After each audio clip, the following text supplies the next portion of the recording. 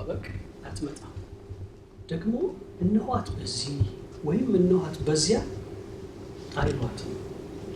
እነሆ የእግዚአብሔር መንግስት በመካከላችሁ ናት አላቸው። አሜን። ኢየሱስ ጌታ ነው። ይገርም ነው። ጠያቂዎቹ ታውቋቸዋላችሁ። ምኖች ናቸው? ፈሪሳውያኖች ናቸው። ስለነሱ አልነግራችሁም። ፈሪሳውያኖች ምኖች ናቸው? አዋቂዎች ናቸው። ህጉን ምን አድርገው ጠንቅቀው የሚያውቁ ኢየሱስ በአንድ ስፍራ እንደተናገረው በሙሴ ወንበር ላይ ምን ያሉ የተቀመጡ ሰው ፈራጆች ናቸው ማለት ነው። የሆነ ነገር አላቸው። ምንም የሚያደርጉበት የሚፈርዱበት ነገር ያላቸው ናቸው። የሚያስተምሩት ነገር ያላቸው፣ ሃይማኖት ያላቸው፣ ወግ ያላቸው፣ ስርዓት ያላቸው ናቸው። እና ወደ ኢየሱስ መጥተው የሚገርም ጥያቄ ነው የጠየቁት።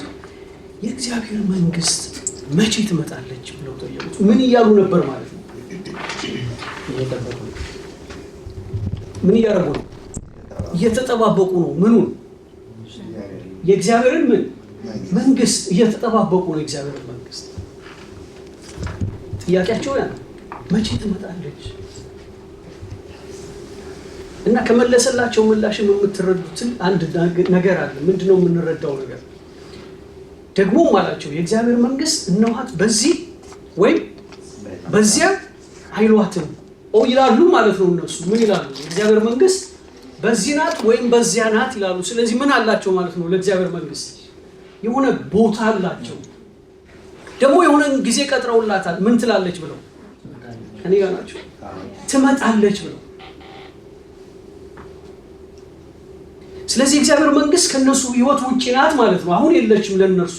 ገና ምን የምትል ናት? የምትመጣ ናት። አሁን እነሱ ባሉበት ስፍራ ወይም እሱ አይደለም የማን መንግስት ቦታ? የእግዚአብሔር መንግስት ቦታ። ግን ትክክለኛውን ሰው ነው የጠየቁት። የእግዚአብሔር መንግስት መቼ ትመጣለች? መቼ ነው የምትመጣው የእግዚአብሔር መንግስት? ለእናንተስ በመቼ ነው የምትመጣው የእግዚአብሔር መንግስት? በየት ናት የእግዚአብሔር መንግስት? ለአንዳንዱ ከሰማይ ዝቅ ከምድር ከፍ ያለች የተሰወረች ቦታ ናት የእግዚአብሔር መንግስት። ለእናንተስ የእግዚአብሔር መንግስት መቼ ትመጣለች? ምንድናትስ ደግሞ የእግዚአብሔር መንግስት? ጌታ ይረዳል። አሜን። ፈሪሳውያንም የእግዚአብሔር መንግስት መቼ ትመጣለች ብለው ቢጠይቁት በጣም ደስ የሚለኝ ክፍል ነው። መልሶ ምን አላቸው? የእግዚአብሔር መንግስት በመጠባበቅ አትመጣም። ለምንድን ነው በመጠባበቅ የማትመጣው? እነኋት በዚያ ወይም በዚህ አይሏትም። እነሆ የእግዚአብሔር መንግስት በመካከላችሁ ናትና አላቸው። የእግዚአብሔር መንግስት በመካከላቸው ናት። ግን ምን አላሏትም? እነሱ አላወቁም። ገና ምን እያደረጉ ነው? ስለዚህ አንድ ጊዜ አካፍያችኋለሁ። ኤልያስ ምን ይላል አሉ? ይመጣል ብለው ምን ይሉት ነበር? ይጠብቁት ነበር። ግን ኤልያስ መጣ። የወደዱትን ሁሉ አደረጉበት። ኤልያስን እየጠበቁ ኤልያስ መጥቶ ኤልያስን ምን አላሉትም? አላወቁትም። እንዲሁ መሲሁ ይመጣል አሉ። መሲሁ ሲመጣ ሁሉን ይነግረናል አሉ። መሲሁ ግን መጣ። መሲሁ መጥቶ ይሄማ የዮሴፍ ልጅ ነው ይላሉ። እሱ ምኑ አይደለም? መሲሁ አይደለም። ግን እኮ በወንጌላቸው፣ በትምህርታቸው፣ በአገልግሎታቸው፣ በስርዓታቸው፣ በትንቢታቸው፣ በመዝሙራቸው፣ በኪዳናቸው፣ በአገልግሎታቸው ስለማን ይነገራል? ስለ መሲሁ መምጣት ይነገራል። ነቢያቶቻችን የሚሏቸው አስቀድሞ አባቶቻችን የሚሏቸው እነርሱ ስለ ነብዩ መምጣት አስቀድሞ ምን አድርገዋል? ተናግረዋል። ግን ምን አላሏቸውም? አልተቀበሏቸውም። ስለ መሲሁ መምጣት አስቀድሞ የተናገሩትን ይልቁኑ ምን አደረጓቸው? ገደሏቸው። የሚጠብቁት ነገር አለ ይመጣል ብለው። በጣም እኮ የሚያስደነግጥ ነገር ነው። ህይወታቸውን የሚሰጡለት የሚኖሩለት ነገር አለ። ምን ብለው? ይመጣል ብለው። መጥቶ ግን ምን አደረጉት? ለዛ ነው አይደል ደቀ መዛሙርቱ ተራራ ላይ ይዟቸው ከወጣ በኋላ በዚያ ሙሴ እና ማንን አዩ? ኤልያስን አዩ አይደል? ከዛ ከተራራው ሲወርዱ የጠየቁት ጥያቄ ትዝ ይላችኋል? ጌታ ሆይ ታዲያ ለምን ፈሪሳውያን ኤልያስ ይመጣል ይላሉ? እነሱ ኤልያስን የት አይተውታል? ተራራው ላይ አይተውታል። ከተራራው ሲወርዱ ጠየቁት እና ኢየሱስ እንደዚህ ያላቸው፣ ኤልያስም አስቀድሞ ምን ብሏል? መጥቷል። ግን ምን አላሉትም? አላወቁትም። ግን እነሱ ምን እያሉ ነው? ኤልያስ ይመጣል። ምክንያቱም ኤልያስ ከመጣ በኋላ ነው ታላቁ መከራ የሚሆነው። ስለዚህ ታላቁ መከራ ከመሆኑ በፊት ማን መምጣት አለበት? በእነሱ ኤልያስ መምጣት አለበት። ኤልያስ ግን መጣ። እንደዚህ ነው የእግዚአብሔር ነገር ወገኖች። ያዝነው ጨበጥነው ስንለው ገና ነው፣ አላወቅነውም፣ አልተረዳነውም። ትዝ ይላችኋል ዮሐንስ ኢየሱስን አጠመቀው፣ ብዙ ነገር አደረገ። ከዛ እስር ቤት ሆኖ ሰው ላከ። ምን ብሎ? እሱ አንተ ነህ ወይስ ሌላ እንጠብቃለን? ግን እኮ ሲያየው አስቀድሞ ምንድን ያለው? ከሩቅ አየውና የዓለምን ኃጢአት የሚያስወግድ የማን በግ? የእግዚአብሔር በግ ይሁንና ብሎ ስለ እርሱ መሰከረ። ግን መልሶ ደግሞ ደቀ መዛሙርቱን ሂዱና ጠይቁልኝ፣ እሱ ነው ወይስ ሌላ እንጠብቃለን? እንደዚህ ነው ኢየሱስ። አወቅነው ጨበጥነው ስንለው ከእውቀታችን ከማወቃችን ከደረስንበት ነገር በላይ ይሆናል። አሜን። ጌታ ይባረክ። እና ፈሪሳውያኑ ጠየቁት፣ መምህሩ የእግዚአብሔር መንግስት ምንድን ናት? መቼ ነው የምትመጣው? አንድ ታሪክ ላስታውሳችሁ። የዚህ ሉቃስ ወንጌል ምዕራፍ 19 ላይ ትዝ ይላችኋል አይደል? የአጭሩ ሰውዬ ዘኬዎስ። ሁሉም ሰው ዘኬዎስን ያውቀዋል ነው አይደል? የዘኬዎስን ታሪክ ሁላችንም እናውቀዋለን። እና ዘኬዎስ ምን አደረገ? ኢየሱስ በዛ ያልፍ ነበርና የሆነ ዛፍ ላይ ወጥቶ ማንን ለማየት? ኢየሱስን ለማየት። ግን ኢየሱስ እንደዚህ ያለው፣ ዘኬዎስ ሆይ ዛሬ በቤትህ እውል ዘንድ ይገባኛልና ና ውረድ አለ። እና ዘኬዎስ ቤት ገባ። እኛም የሆነ አጭር ሰው የቤት ኢየሱስ መግባቱን ብቻ ነው የተማርነው፣ የተረዳነው እሱ ነው። ግን እነሱ እንደዛ አልተረዱትም። እናንበው አብረን ምዕራፍ 19 ላይ ምዕራፍ 19 ቁጥር 1 ጀምሮ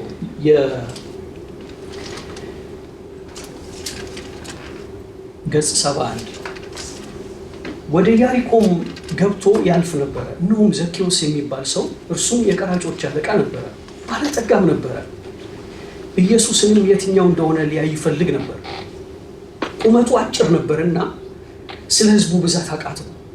በዚያችን መንገድ ያልፍ ዘንድ አለውና ያየው ዘንድ ወደፊት ሮጦ በአንድ ሾላ ላይ ወጣ። ኢየሱስም ወደዚያ ስፍራ በደረሰ ጊዜ አሻቅቦ አየና ዘኬዎስ ሆይ ዛሬ በቤትህ እውል ዘንድ ይገባኛልና ፈጥነህ ውረድ አለው። ፈጥኖም ወረደ፣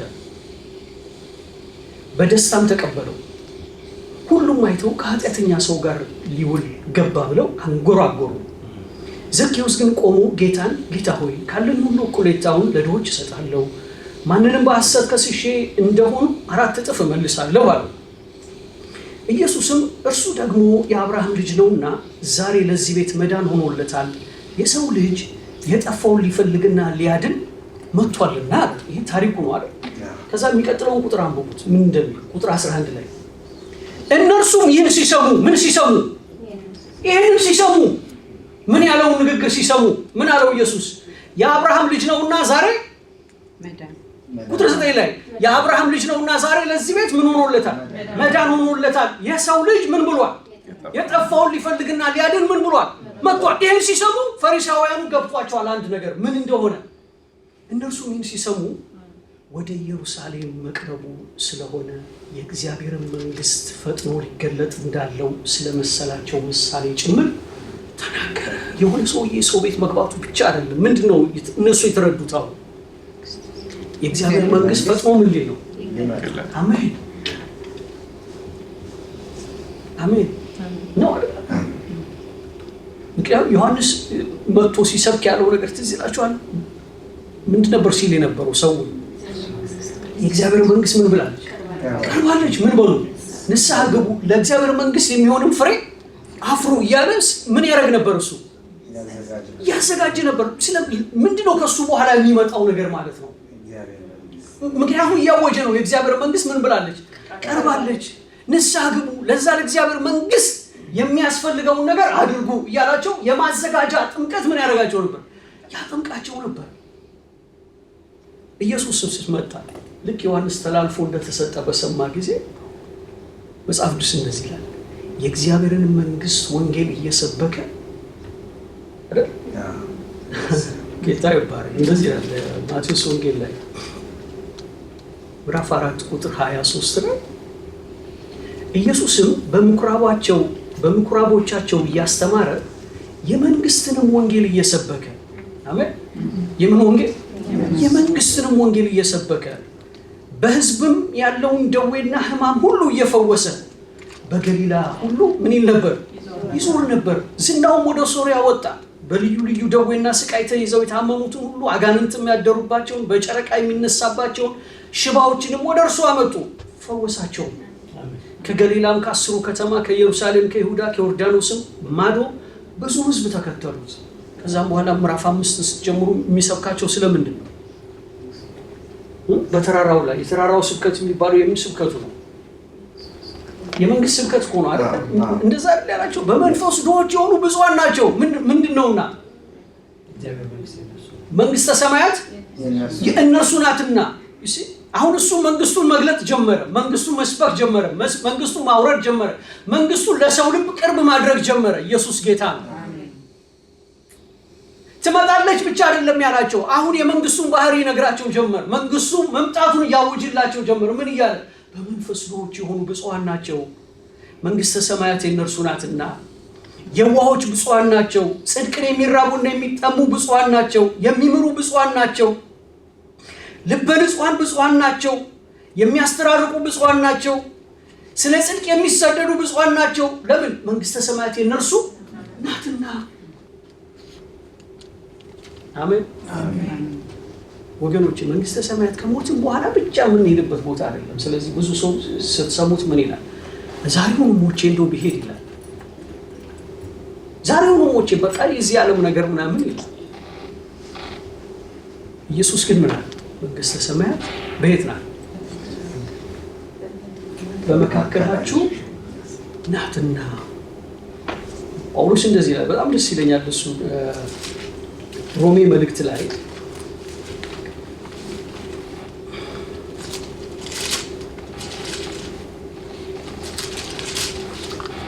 ሮሜ መልእክት ምዕራፍ 14 ላይ ስለ እግዚአብሔር መንግስት ጳውሎስ እንደዚህ ይላል።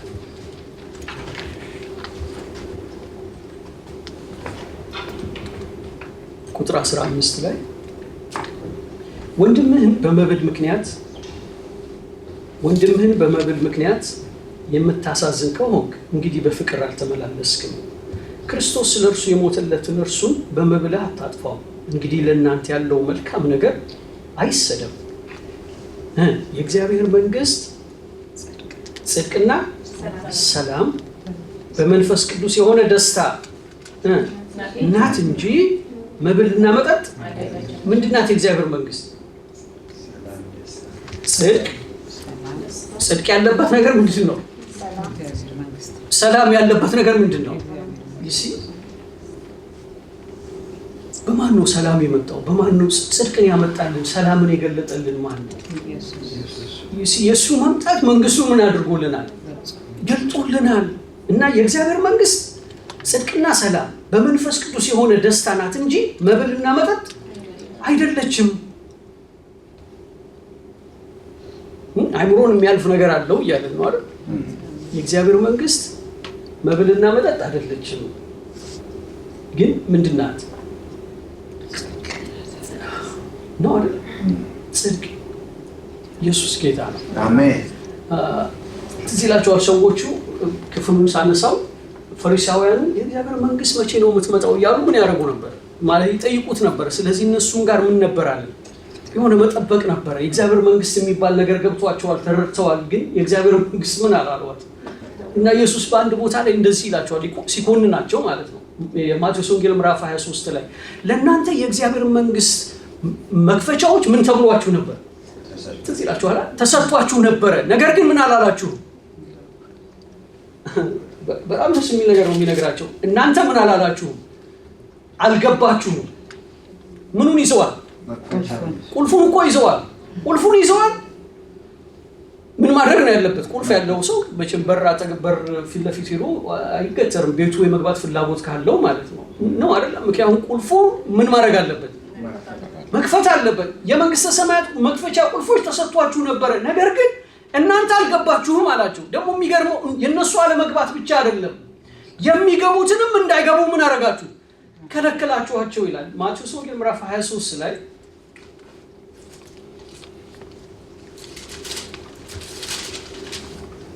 ቁጥር 13 ላይ እንደዚህ ይላቸዋል። ገጽ 22 ላይ ማቴዎስ 23 ቁጥር 13 እናንተ ግብዞች ጻፎችና ፈሪሳውያን መንግሥተ ሰማያትን በሰው ፊት ስለምትዘጉ ወየውላችሁ። እናንተ አትገቡ፣ የሚገቡትንም እንዳይገቡ ትከለክላላችሁ። ግን ምን ያደርጉ እንደነበር ተመልከቱ። እናንተ ግብዞች ጻፎችና ፈሪሳውያን በጸሎት ርዝመት እያመካኛችሁ የመበለቶችን ቤት ስለምትበሉ ወየውላችሁ፣ ስለዚህ የባሰ ፍርድ ትቀበላላችሁ። የሆነ ምን አላቸው? የሆነ የሃይማኖት መልክ አላቸው አይደል? ስለ ጸሎት ይጸልዩ እንደነበር ማሚ ይጠቅሳል ነው አይደል? ግን እዩ በየት ናቸው? በደጅ ናቸው፣ በውጪ ናቸው። ምን አላረጉም? ግን እኮ ከፍተው እንዲገቡ ምን ተሰጥቷቸዋል? ቁልፍ ተሰጥቷቸዋል። ስለዚህ የሆነ መንግስተ ሰማያት ዓለም መጨረሻ ላይ ሲጠፋ የምትከፈት የሆነ በር አይደለችም ማለት ነው። ቁልፉን ይዘውታል። እነሱ ምን ማድረግ ይችሉ ነበር? መግባት ይችሉ ነበር። ስለዚህ እዩ ሰው ወደ መንግስተ ሰማያት ካልገባ የመንግስቱ ወንጌል ምን ሊያደርግ አይችልም። ያልገባ ሰው ናገባ ሊላ አይችልም። የገባ ሰው ነው ሌላውን ምን ሊያደርግ የሚችለው? ሊጋብዝ የሚችለው። እናንተ አትገቡም አላቸው። እሱ ብቻ አይደለም ጥፋቱ፣ ሌሎች እንዳይገቡ ደግሞ ምን አደረጋችሁ? ከለከላችሁ። ከዛ ጴጥሮስንስ ምንድን ነው ያላችሁ? ስለ ቁልፍ ስንነጋገር በዛው ምን ትዝ ይላችኋል? ጴጥሮስን ያለው ሰዎች የሰው ልጅ ማን ይሉታል ብሎ ጠየቃቸው። ነገሩት፣ እንደዚህ እናንተስ ማን ትሉኛላችሁ? አንተ ያው እግዚአብሔር ልጅ ነህ። ከዛ ኢየሱስ ምን አሉ? ይሄን ስጋና ደም አልገለጠልህም፣ አንተ አለት ነህ ነው አይደል? በዚህ አለትለት ላይ ምን አደርጋለሁ? ቤተክርስቲያንን እመሰርታለሁ፣ የመንግስተ ሰማያትን መክፈቻዎችንም ምን እልሃለሁ? እሰጥሃለሁ። አሁን ሮማውያኑ ምክንያቱም ጴጥሮስ አባታችን ነው ብለው ስለሚያምኑ ካቶሊኮቹ ትልቅ መስቀል ነው ቁልፍ አስቀርጸው ይዘዋል። እና ልክ አንዱ ፓትሪያርክ ሞቶ ሌላኛው ሲተካ ይዞት የነበረው ልክ የኒውክሌር ቁልፍ ፕሬዚዳንቶቹ እንደሚይዙ ማለት ነው። እነዚህም ቁልፉን ይዘዋል፣ ይተላለፋሉ። እኔ የኢትዮጵያ ቤተክርስቲያን ብቻ ለምን እስከዛሬ ቁልፍ ማስቀረጽ እንዳቃታት አልገባኝ። ትልቅ ቁልፍ አለ ሮም ላይ እና ፓትሪያርኩ ጋር ብቻ የሚቀመጥ ነው። ሰው በሱ ቁልፍ ነው ማለት ነው እንትን የሚያደርጉ መንግስቱ የሚከፍቱት። ለእናንተስ ምን አይነት ቁልፍ ነው? ምንድነው ታዲያ የሚከፈተውስ በር ምንድነው? ምክንያቱም ጴጥሮስ እናያለው አንተ የመንግስተ ሰማያትን መክፈቻዎች ምን ይላል? እሰጥሃለሁ። እነዛን የመንግስተ ሰማያትን መክፈቻ ይዘው ባለማስገባታቸው ምክንያት ምን ሲያደርጋቸው ነበር? ሲወቅሳቸው አይተናል ፈሪሳውያኑ። አሁን ግን ጴጥሮስን ደግሞ እሰጥሃለሁ አሉ። ስለዚህ ጴጥሮስ ጋር ምን አለ ማለት ነው? የመንግስተ ሰማያት መክፈቻ ቁልፍ አለ። ምንድን ነበር ታዲያ ቁልፉ? ምንድነው ጴጥሮስ ጋር የተገኘው ነገር? ምን ሊከፍት የሚችል መንግስት? ለማን? ለሌሎች ለሰዎች ሁሉ ራሱ የሚገባ አንተ ይሄንን ነገር ማንም አልገለጠልህም፣ ስጋና ደም አልገለጠልህም፣ የሰማዩ አባቴ ምን ብሎልሃል እንጂ ገልጦልሃል እንጂ። ስለዚህ አለው በዚህ አለትነት ላይ ቤተክርስቲያንን እመሰርታለሁ። ምንድነው አለቱ? ነው አይደል? ሰው ያለው ሁሉ ምን አለው ማለት ነው? ቁልፉ አለው ማለት ነው። ቁልፉ አለው ማለት ታዲያ በምንድን ነው የምንከፍተው? ደግሞ ወጣችሁ እኔ መንግስተ ሰማያት ቁልፍ አለኝ ብላችሁ ሰው ላይ ዘጋባለሁ ትፈልግ እንዳትሉት። ያ ዛሬ እንደዛ ነው። ዛሬ እንደዛ ነው ነው አይደል? ጌታ ይባርክ። አንድ ክፍል ጨምሮ እንግዲህ መንግስት ሊሰጣቸው ነው ፍላጎቱ ማለት ነው አይደል? የመንግስተ ሰማያትን ቁልፍ ምን አደርጋለሁ አሉ? እሰጥሃለሁ። የሉቃስ ወንጌል ምዕራፍ 12 ቁጥር 32 ላይ ሉቃስ እንደዚህ ይላል።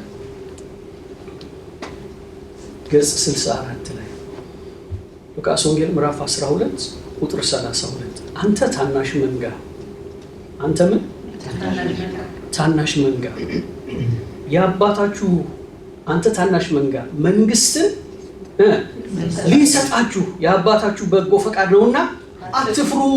አሜን። ያላችሁን ምን በሉ?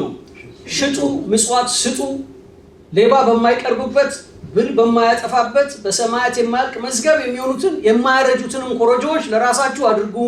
መዝገባችሁ ባለበት ልባችሁ ደግሞ በዚያ ይሆናልና። ምንም እንኳን አንተ ታናሽ ብትሆንም ነገር ግን የአባትህ ፈቃድ ምን ማድረግ ነው? የአባታችሁ ፈቃድ አንተ ታናሽ መንግስትን ሊሰጣችሁ የአባታችሁ በጎ ፈቃድ ነው። የእግዚአብሔር በጎ ፈቃድ ምን ማድረግ ነው? መንግስቱን ሊሰጠን። ግን መንግስቱ እንዴት ነው የምናገኘው? ምን አለ? ያላችሁን ምን በሉ ሽጡ። ምክንያቱም ሁለት መንግስት በአንድ ቤት ምን አይደለም። የያዝነውን ይዘን የእሱን መንግስት መቀበል አንችልም። ምን ማድረግ አለብን? መሸጥ አለብን። ድሃ መሆን አለብን። ድሃ ካልሆንን ምን ልንቀበል አንችልም። ድሃ ብትሆንም አይዞህ እያለ ነው። ምን ትሆናለህ? መንግስትን ትቀበላለህ። ምክንያቱም የአባታችሁ በጎ ፈቃድ መንግስትን ሊሰጣችሁ ነው። አንተ ታናሽ መንግስትን ሊሰጣችሁ የአባታችሁ በጎ ፈቃድ ነውና አትፍሩ። ወጣችሁ ቤታችሁን አሽጡ ማለት አሁን እንደዚህ ስለተባለ አይደል? ተሸጠን ገዛችኋል። ግን መሸጥ ያለብን ነገር አለ ማለት ነው። ለድሆች መስዋዕት ያለብን ነገር አለ ማለት ነው አይደል? ይሄው ስለ ቁስ አይደለም አይደለም ማለት ስለ ቁስ የሆነ ስለ ገንዘብ አይደለም። በባንክ ስላለሽ ገንዘብ ወይ ስላለኝ ገንዘብ ወይ ስለሌለኝ ገንዘብ አይደለም። ሰዎች እኮ እንደዛ መስሏቸው ነበር። አንዷ ሴት ትዝ ትላቸዋለች። ሁለት ልጆቿን ይዛ መጣችና ጌታ ሆይ በመንግስት በመጣ ጊዜ አንዱ ልጄ በቀኝህ ሌላውን ደግሞ በግራ አድርግልኝ አለች። ላይ ግራ አዝማች ወይ ቀኝ አዝማች አድርገህ ምን በልልኝ ሹምልኝ።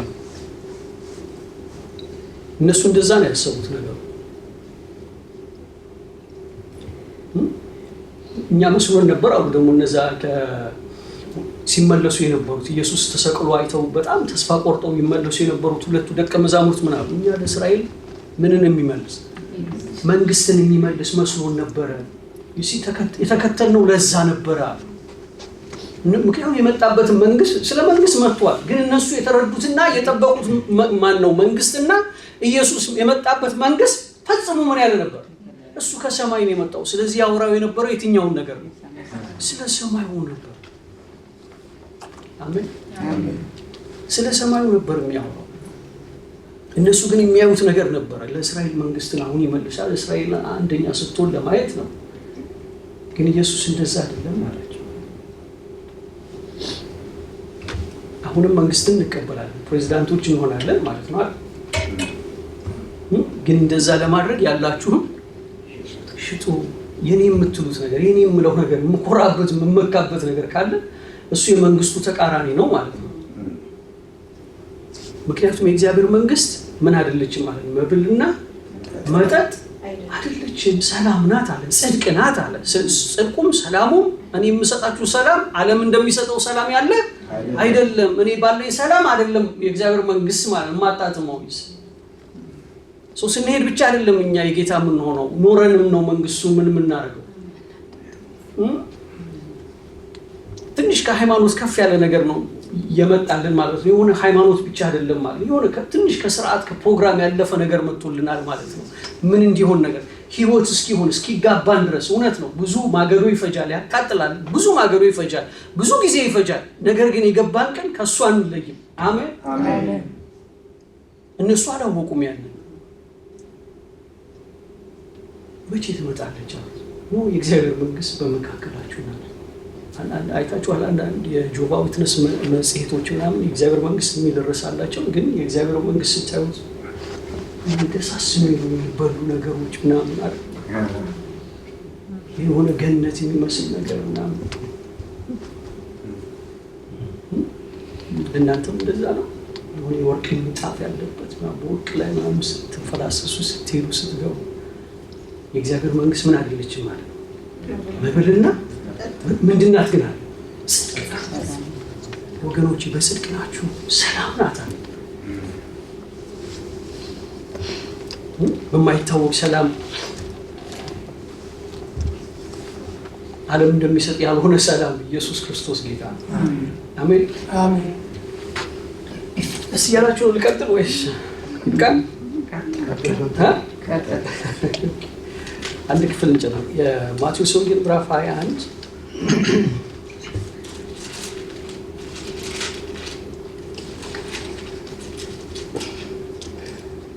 የማቴዎስ ወንጌል ምዕራፍ 21 ቁጥር 42 ላይ ኢየሱስ እንደዚህ አላቸው። ኢየሱስ እንዲህ አላቸው፣ ግንበኞች የናቁት ድንጋይ እርሱ የማዕዘን ራስ ሆነ።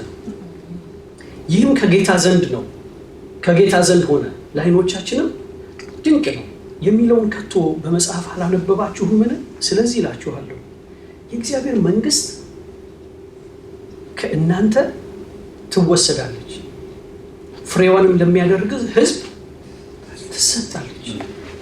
በዚህም ድንጋይ ላይ የሚወድቅ ይቀጠቀጣል፣ ድንጋዩ ግን የሚወድቅበትን ሁሉ ይፈጨዋል።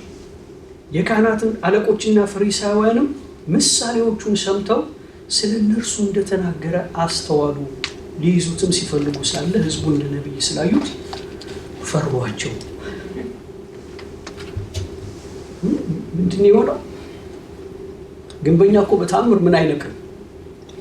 ድንጋይ አይነቅም አይደል? ለዛውም ደግሞ ምን አይነት ድንጋይ? የማዕዘን ራስ መሆን የሚችል ድንጋይ።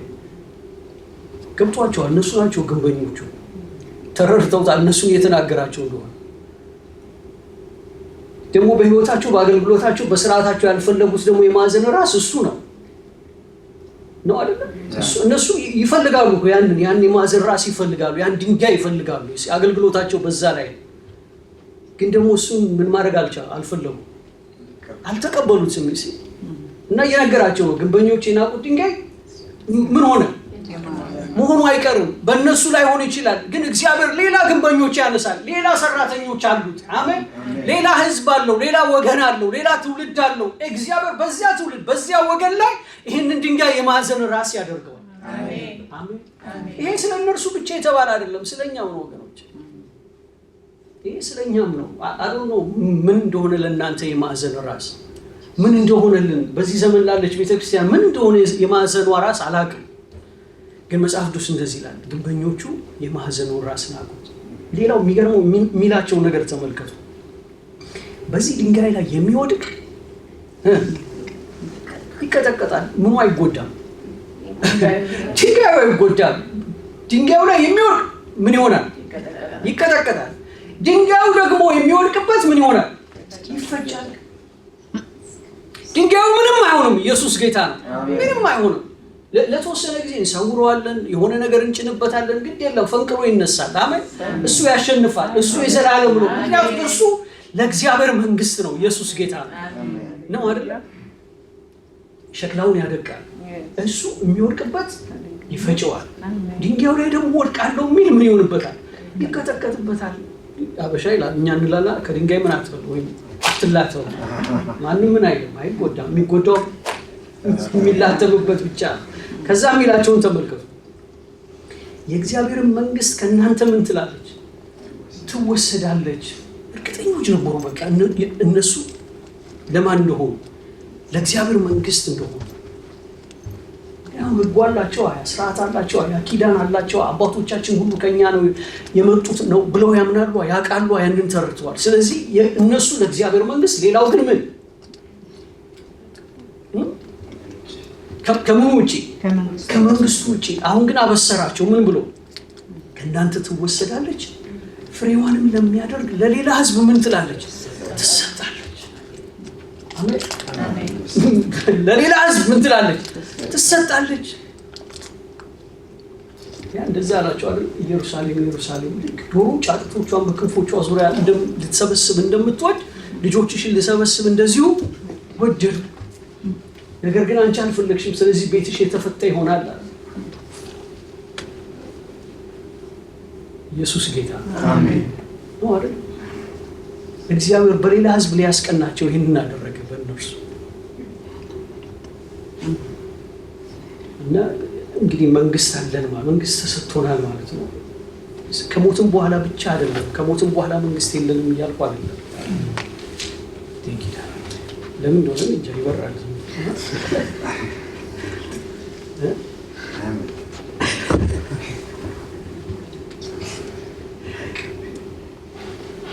ኢየሱስ ጌታ ነው። የአባታችን ፈቃድ ምን ሊሰጠን ነው? መንግስት ሊሰጠን ነው። እንቀጥላለን። እንጸልይ ተነስተን።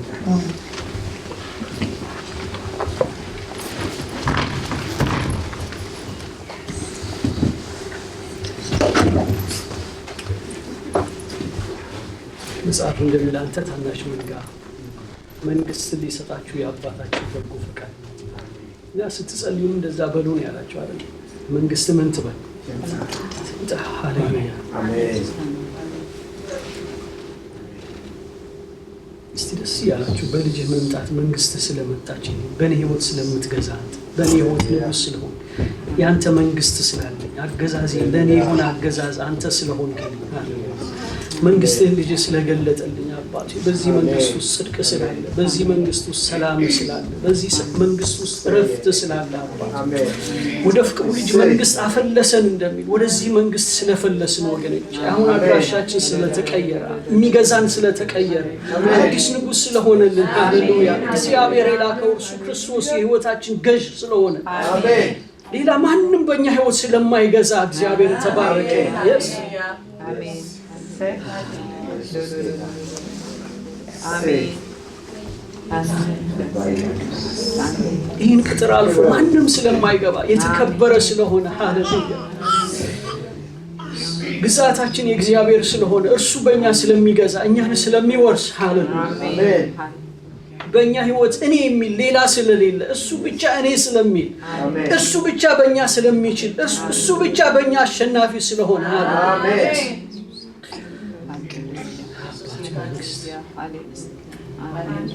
ፈቃድ ስለምትሰጥ መንግስት ስለምትሰጥ ርስት ስለሆነ ጌታ ሆይ ለሌላ አሳልፈ ስለማትሰጥ ርስትን ስለምትጠብቅ ስለምታስከብረው ጌታ በእኛ ባንዲራህን ስለተከልክ ጌታ ሆይ በእኛ አድራሻህን ስላደረግ ስምህን ስላደረግ አሜን። ሴቶችና ወንዶች ልጆች በዚህ ስለ መንግስት ስለሆነ እግዚአብሔር መንግስት ደግሞ ስለምትሰፋ ሁሉ ስለምትገዛ አባቱ ሃሌሉያ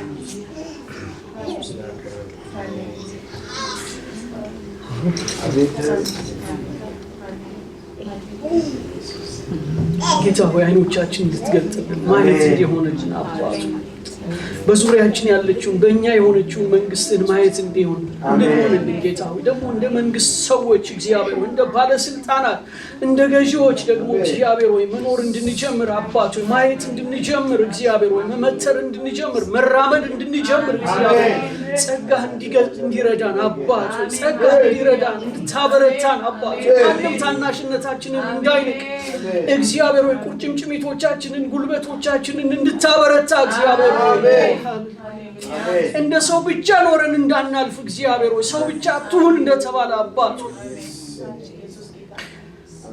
አሜን አሜን። እንጸልያለን። ደግሞ የየሩ እናት ሆስፒታል ናቸው ያሉት አሁን እግዚአብሔር ፊት ደግሞ እንጸልያለን።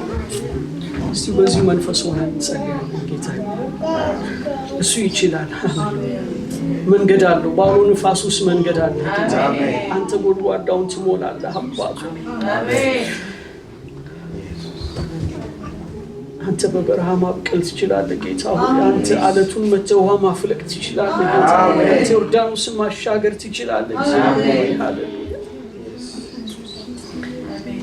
አባቱ መንግስት እንድትመጣላት ለዛች እናት መንግስት እንድትወርድላት አባቱ መንግስት እንድትደርስላት ጌታ ሆይ በቀራት ጊዜ በቀራት ዘመን እግዚአብሔር ሆይ መንግስት እንዲሆንላት እግዚአብሔር ወደ ፍቅር ልጅ መንግስት እንድታፈርሳት አባቱ እንወራረድብሃለን ጌታ ሆይ እንወራረዳለን። በዚህ ስም እንጠራለን፣ በዚህ ስም እንሾማለን እግዚአብሔር ሆይ በጌታ በኢየሱስ ስም ስለምትሰማን አባቱ ዛሬ መንግስት ልጆች ሆነን እግዚአብሔር በስልጣን እንናገራለን አባቱ በኃይል እንናገራለን በአንተ መግዛት እንናገራለን በአንተ ንግስና እንናገራለን በአንተ ስልጣን እንናገራለን እግዚአብሔር በጌታ በኢየሱስ ስም አሜን።